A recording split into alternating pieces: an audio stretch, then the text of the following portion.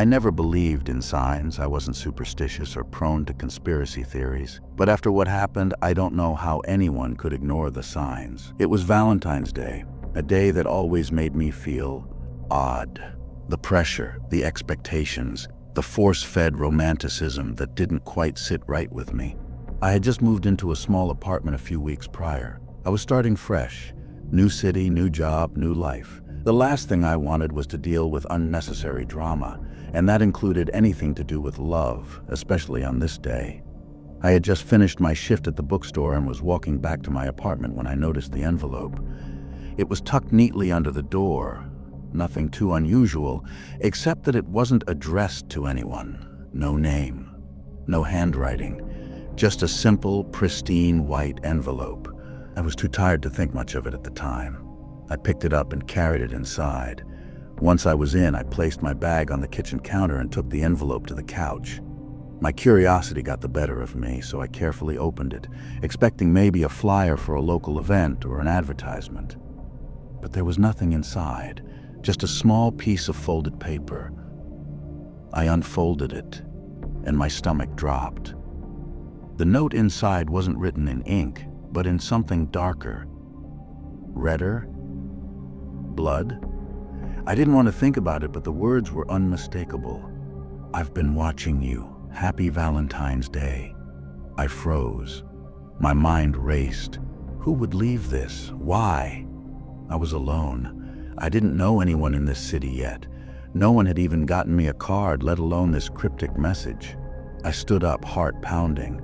I checked the locks on the door, but everything was as it should be. Still, something didn't feel right.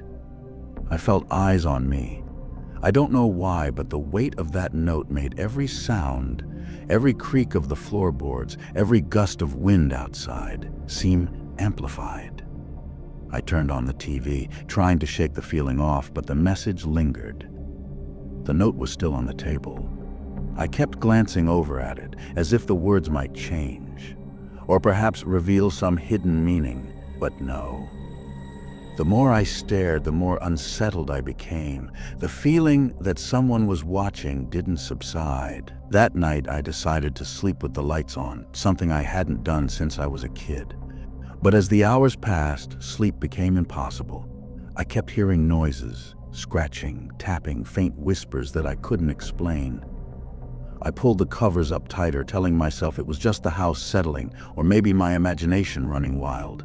But deep down, I knew this wasn't normal.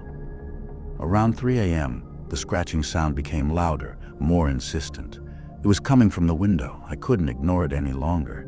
I got up slowly, grabbed my phone, and crept toward the window. When I pulled the curtain back, I saw nothing, just the dark street below, empty and still. I let out a breath of relief, but then I noticed something strange. On the window pane, smeared across the glass, was a handprint. A smudge, clearly visible under the streetlight. I backed away, my body going cold. I didn't know what to think anymore. I hadn't heard anyone outside, no footsteps, no car doors slamming, and yet there it was, a handprint, as if someone had pressed their palm against the window. I rushed to the door, checked the locks again. This wasn't just some prank, something was terribly wrong. I sat there in the dark for hours, too scared to move, too scared to sleep. And when I thought things couldn't get worse, I received another message on my phone, a text from an unknown number. "I'm closer than you think." I dropped the phone, heart racing, my hands shaking uncontrollably. The walls felt like they were closing in on me. My breath came in short gasps. I looked back at the window. The handprint was still there. But now, there was something else. Something new. A single red rose pressed against the glass. It wasn't there before. I stumbled back, my chest tightening as panic surged through me. Someone had been in my apartment. Someone had been watching me, and now they were closer. Far too close. I didn't sleep that night. The creeping sense of dread wouldn't let me. Every sound felt amplified. The ticking of the clock, the hum of the refrigerator, the wind pushing against the window. But nothing compared to the thought of someone out there, watching me. I couldn't shake it.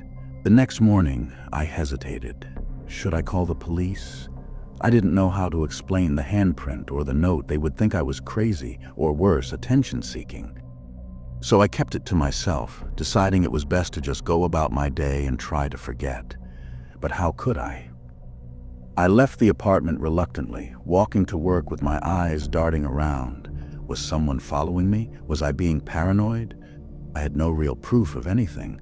Just a strange handprint, a cryptic message, and a feeling of being watched. But the more I tried to push it aside, the more that feeling grew. It was as if something invisible was tugging at me, demanding attention. When I got to the bookstore, I tried to focus on my work, but I was jumpy. I kept checking the door, half expecting someone to walk in, but the hours passed without incident. No strange figures, no messages. Just the regular customers who came in for books, their faces as unremarkable as any other day. But at around 3 p.m., my phone buzzed. I glanced down at it, hoping it was just a random message from a friend, something to distract me from my paranoia. But it wasn't. It was another text from that unknown number. I opened it slowly, my fingers trembling. "I know where you are." My heart stopped. My palms grew clammy. My first instinct was to call the police, but what would I say? How could I explain this without sounding insane? Instead, I tried to push through it. I closed my phone and shoved it into my pocket.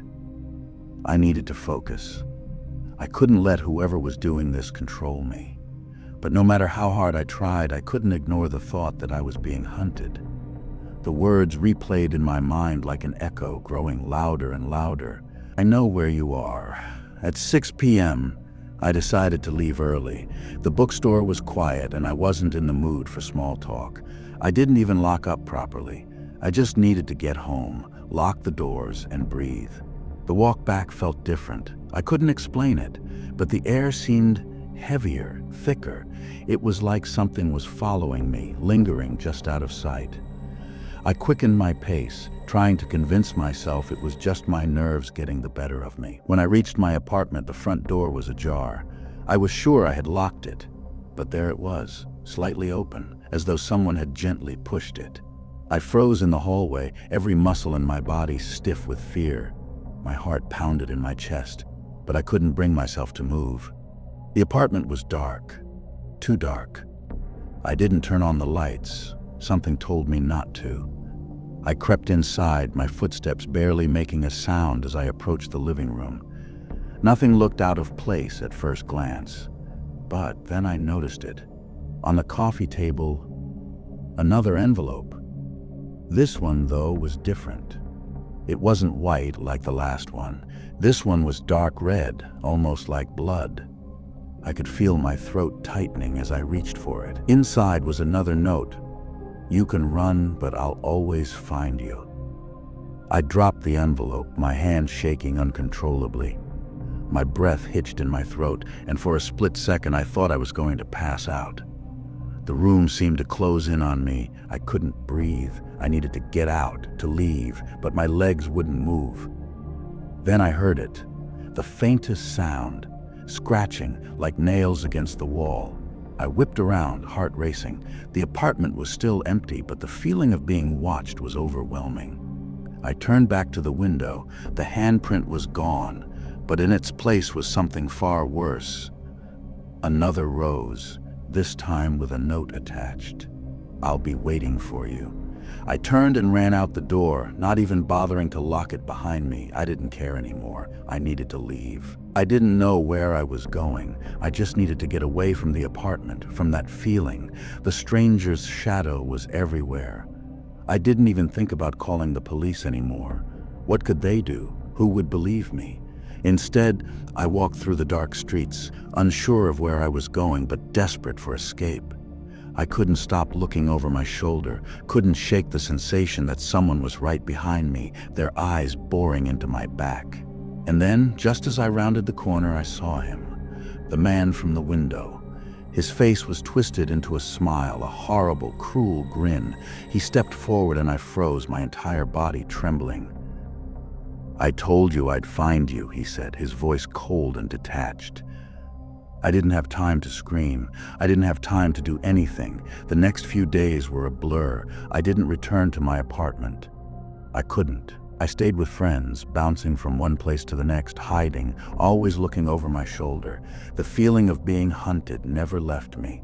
I thought about going to the police, but I couldn't explain the full extent of what had happened.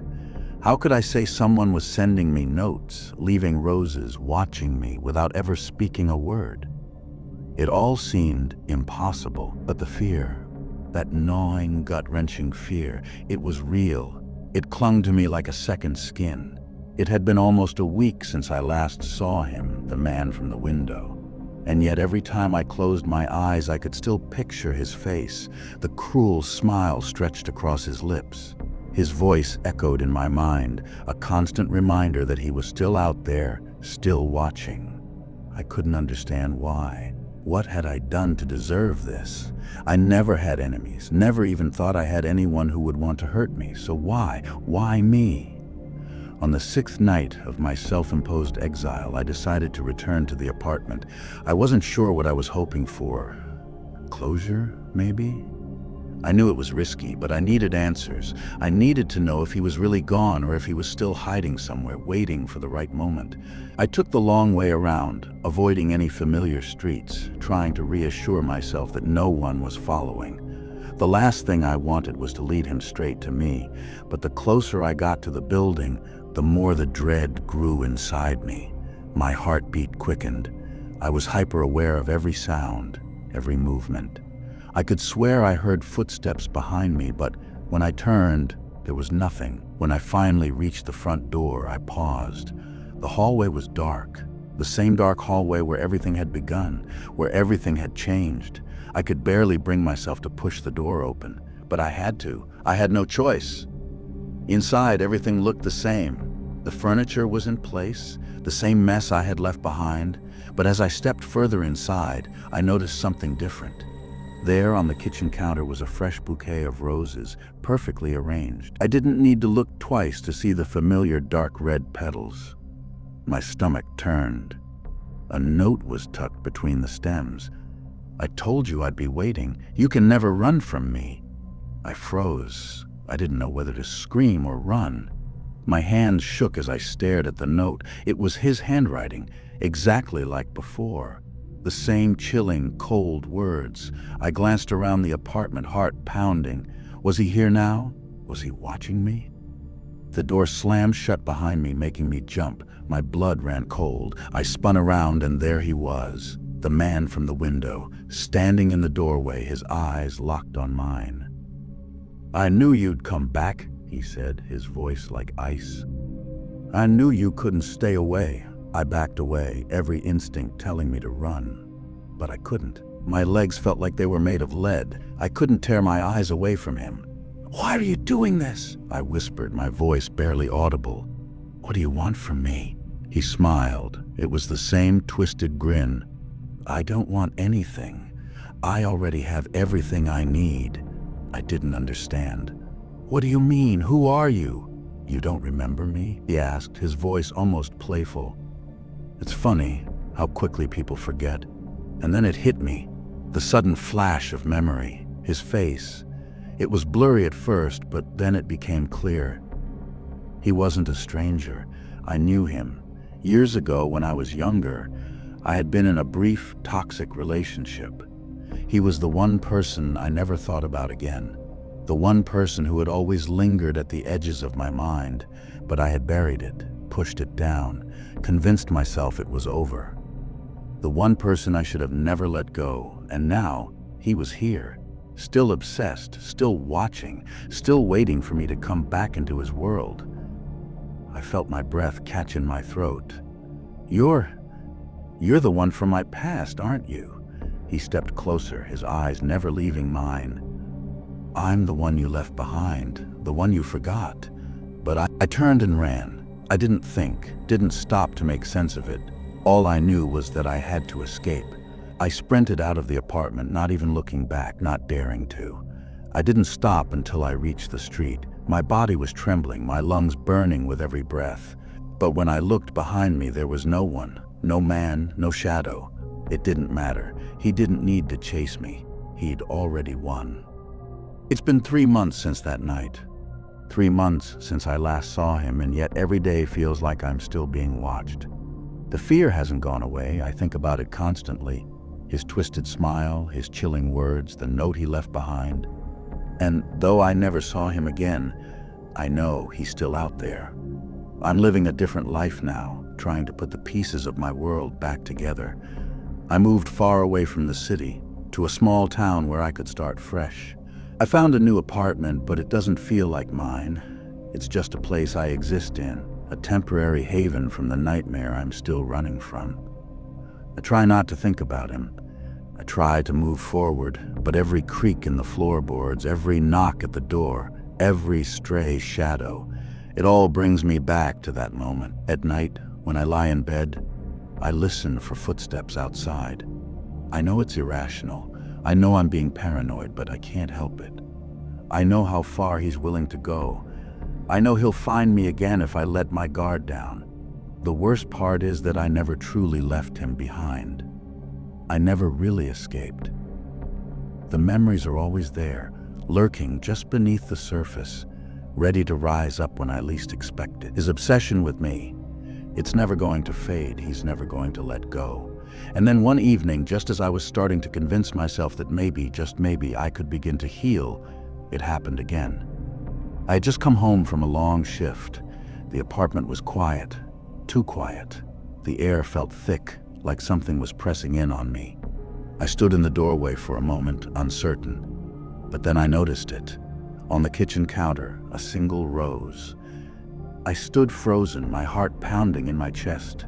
I didn't need to look at the note to know what it would say. I didn't need to read it, but my hand trembled as I reached for it anyway. "You thought I was gone. You were wrong." I almost dropped the note. My entire body went numb. My vision blurred as the panic set in, and for a moment I thought I might pass out. The room spun and I stumbled backward, my breath shallow and erratic. This time I wasn't alone. I heard a faint sound, a scraping noise from the hallway. My heart skipped a beat, my eyes darting toward the door. The air was thick with tension. I tried to breathe, but the panic was suffocating. My feet felt heavy, as though the floor had turned to quicksand. And then I heard his voice, low, calm, familiar. "I told you, you can never get away." It wasn't a surprise anymore. It was a sickening, inevitable truth. He was back. He had never left. He had been following me the entire time, watching, waiting for the moment I'd slip up. The realization hit me like a freight train. I would never escape him. I would never be free. I backed toward the door, hands shaking as I grabbed for my phone, but the screen was black. No signal. Nothing. My escape route had been cut off before I even had a chance to think. He stepped into the room, his silhouette filling the doorway. He was smiling, that same twisted grin. And no matter where I go, I know he'll be there, watching, waiting, always just out of sight. The worst part is, I can't be sure if I'm even awake anymore. "He's find you," he whispered. "You can run, you can hide, but you'll never be free." The world around me blurred. I wasn't even sure what to do anymore. Was there any point in trying to fight back, to run? He always knew where I was. He always knew what I was thinking. There was no escape. There was no end. I wish I could tell you that I fought back, that I did something heroic, that I found a way out, but I can't. I didn't. I don't know what happened next, whether I passed out or if I simply gave up. All I know is that when I woke up, he was gone.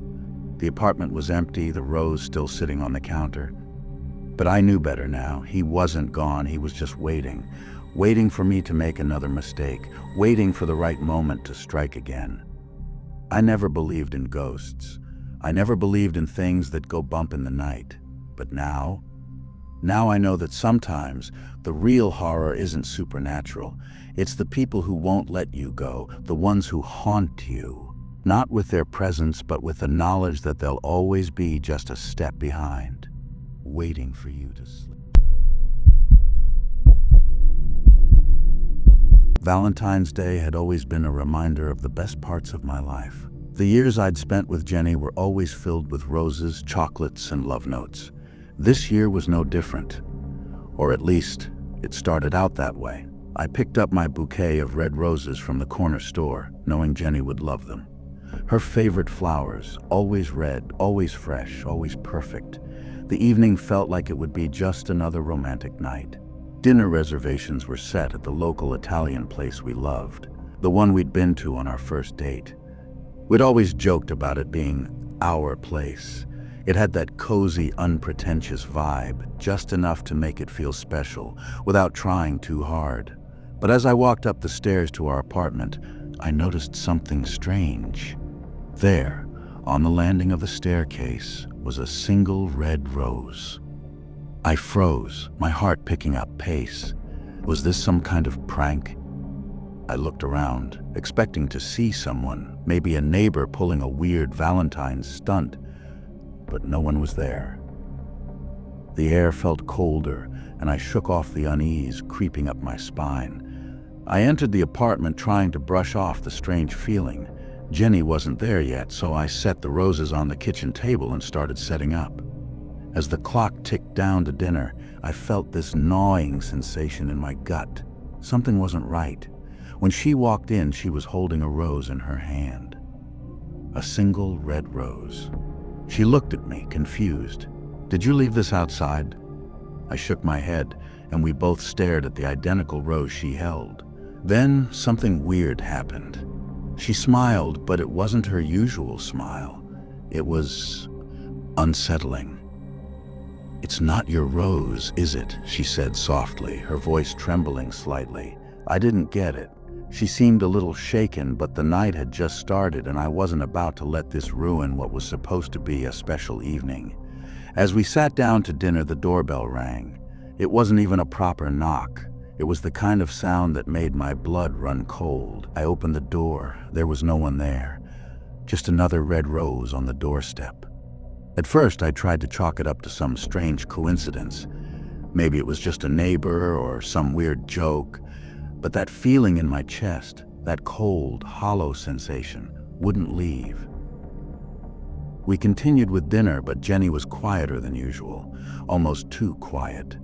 I watched her pick at her food, eyes flicking nervously toward the door every so often. I told myself it was nothing, just her nerves about the surprise maybe, but then the silence between us deepened. Jenny stood up abruptly, her chair scraping against the floor. "I need to check something," she said before walking towards the bedroom. I hadn't seen her this distant in months. I stayed at the table, trying to push away the thoughts that kept swirling in my mind. I could hear her rummaging in the other room. Her muffled voice came through the door. "What's going on, Alex?" I froze. She sounded off. It wasn't the question itself. It was the way she said it, like she was trying to piece together something she couldn't understand. Panic gripped my chest. I rushed into the bedroom. There, sitting on the bed, was another rose, but this one was different, much more sinister. It was dark red, almost black, and it looked freshly cut, as though it had been plucked just moments before.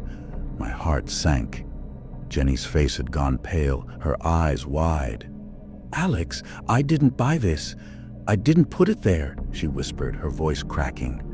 "What's happening?" I stared at the rose, the same eerie sensation creeping up my spine. I tried to laugh it off, but it felt hollow. Maybe it's just some weird thing from someone we know, a prank or something.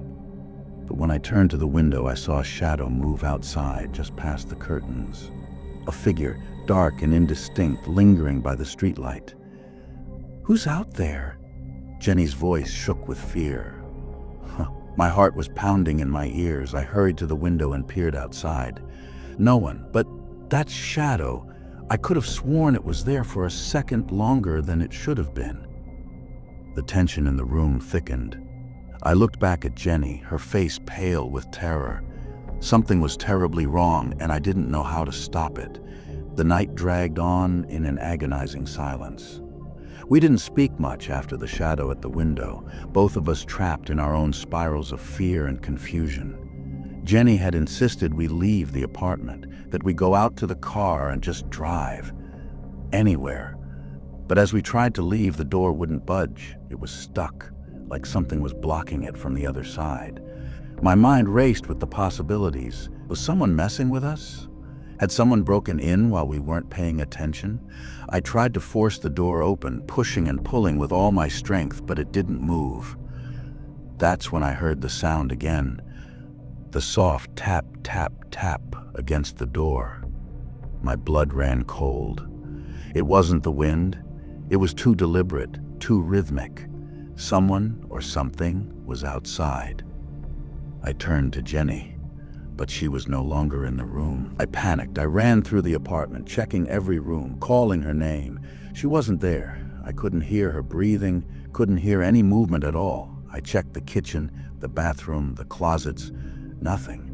Then I heard it, a soft sobbing coming from the closet in our bedroom. I opened the door, and there she was, sitting in the corner, shaking uncontrollably. The rose, the black one, was in her hands. She looked up at me with wide, tear-filled eyes. "Alex, it's not just someone playing a prank. I saw them. I saw him." Her voice was broken, her hands trembling as she handed me the rose. It was as though she was trying to communicate something vital, something urgent, but the words weren't coming.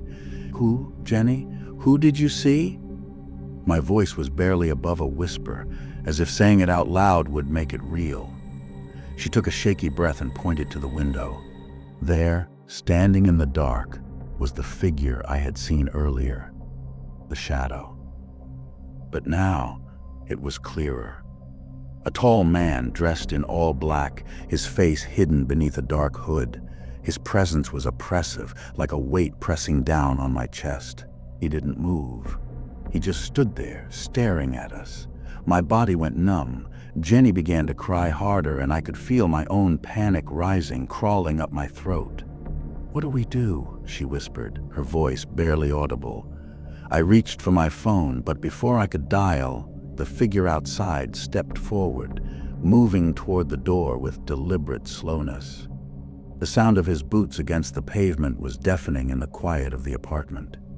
That's when the door finally gave way. It creaked open with a groan, revealing a dark figure on the other side. It was the man, now standing inches from me. My heart stopped. I couldn't breathe. He stepped inside without saying a word. The man didn't speak, didn't move a muscle, but there was a sense of presence that filled the entire room. His eyes, though obscured by the hood, seemed to pierce through me, seeing everything. My fear, my confusion. I felt paralyzed, as if my legs couldn't carry me, as if the air had thickened and turned suffocating. Jenny's sobs were quieter now, her body frozen next to me. She was staring at the man in utter disbelief. "Who are you?" I managed to croak out, but my voice didn't sound like mine. It was raw, desperate. The man didn't answer. He simply held out a hand, and in it was another rose. The same black rose that had appeared twice before. Once in our bedroom, once on the doorstep. My throat tightened as I reached for it, an almost uncontrollable urge to accept it creeping over me. But just as my fingers brushed the petals, I stopped myself. This was insane. This wasn't normal. None of this was. "Stay away from me," I hissed, stepping back, pushing Jenny behind me. The man's hand didn't retract. It stayed there, palm open, rose dangling from his fingers. It felt like an offering, but the air had turned cold, far too cold for a spring night. The kind of chill that seeps into your bones and won't let go. Then a voice, soft but unmistakably real, broke the silence. "Do you think you can escape me?" I couldn't pinpoint where it came from. It was as if it resonated inside my mind. A thought, a whisper, that belonged to no one and everyone at once. My pulse quickened.